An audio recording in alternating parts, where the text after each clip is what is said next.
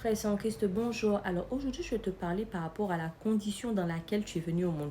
Je voulais te dire d'arrêter de te prendre la tête. Ce n'est pas parce que tu es né de la fornication, de l'adultère, de l'inceste, du viol et autres que tu dois te frustrer. Dieu sait pourquoi tu es né comme ça. Dieu voulait que tu viennes sur terre et il a suscité deux personnes. Et il y a une condition qui a généré la façon dont tu es venu sur terre.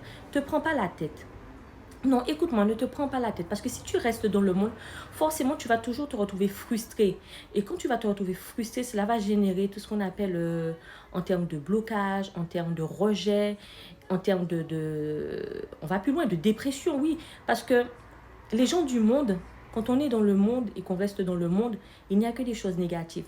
Mais si tu viens à Dieu, tu vas devenir le témoignage poignant pour quelqu'un justement du monde qui est dépressif ou autre parce qu'il n'accepte pas dans la condition dans laquelle cette personne est née. Oui, il y a des gens même quand ils sont nés de viol ou qui sont nés même de l'inceste, ils sont complètement mal, des gens du monde qui sont vraiment pas bien au point qu'ils vont gâcher le reste de leur vie. Mais si toi, tu changes ta façon de voir les choses. Tu viens à Dieu, tu parles à Dieu, tu lui demandes vraiment de te restaurer et de te permettre d'accepter la condition dans laquelle tu es venu au monde. Et bien, tu vas devenir un témoignage poignant pour les gens qui sont dans le monde. Parce que n'oublie pas, notre mission, c'est de ramener le maximum d'âmes à Dieu, de vider l'enfer pour remplir les cieux. Oui, oui, oui, tu as bien entendu. Mais si tu restes dans le monde et que tu pleures comme les gens du monde, Dieu ne peut pas t'utiliser comme il voudrait. Tu sais, dans mon cas, je suis née de ce qu'on appelle une relation d'adultère. Oui, je suis née de l'adultère. Et quand j'étais dans le monde, je vivais très mal cela parce que j'étais ce qu'on appelle une bâtarde, un enfant dehors. Et j'ai fini par comprendre qu'avec Dieu, nous sommes tous pareils. Il n'y a pas histoire de bâtard, il n'y a pas histoire de Timoun dehors. Non, non, non. Dieu t'a suscité et c'est Dieu qui donne la vie. Jusqu'à preuve du contraire, c'est Dieu qui donne la vie. Donc si Dieu a voulu que je vienne d'une relation d'adultère, c'est qu'il avait ses raisons. Il fallait susciter Johanna. Et on va plus loin. Aujourd'hui, tu sais, je peux parler de cela librement, mais il y a quelques années, je le vivais très mal. Je pleurais parce que je n'acceptais pas le statut dans lequel, en fait, que Dieu m'avait disposé pour apparaître dans ce monde. Et avec le temps, même en lisant la Bible, j'ai découvert qu'il y a des gens qui sont nés exactement comme moi. Tu sais, on va plus loin. Cherche dans la Bible, dans le Nouveau Testament, une prophétesse. Je ne vais pas te donner son nom. Regarde d'où elle vient. Regarde d'où elle vient. Tu vas être surpris, tu vas être choqué.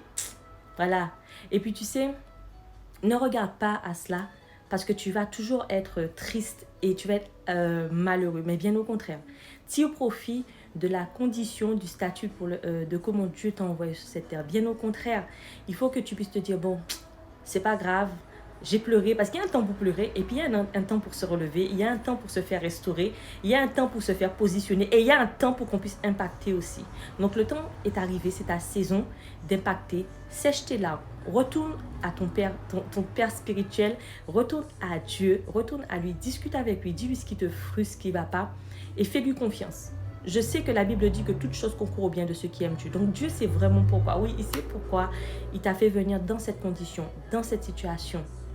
Donc sois béni, que Dieu te garde, que Dieu te préserve, que Dieu vraiment puisse te restaurer, que tu puisses accepter dans la condition pour laquelle tu es venu au monde, mais que surtout, qu'à travers cela, tu puisses devenir le témoignage pour les gens du monde, qu'ils puissent voir que même si tu es né comme ça, mais tu n'es pas en fait en phase de dépression, que tu n'es pas en train de souffrir, mais bien au contraire, tu as accepté cette position-là, ça, et que tu témoignes que tu peux faire sortir de bonnes choses en toi, parce que Dieu, il peut faire des choses extraordinaires dans la vie d'un chrétien ou d'une chrétienne.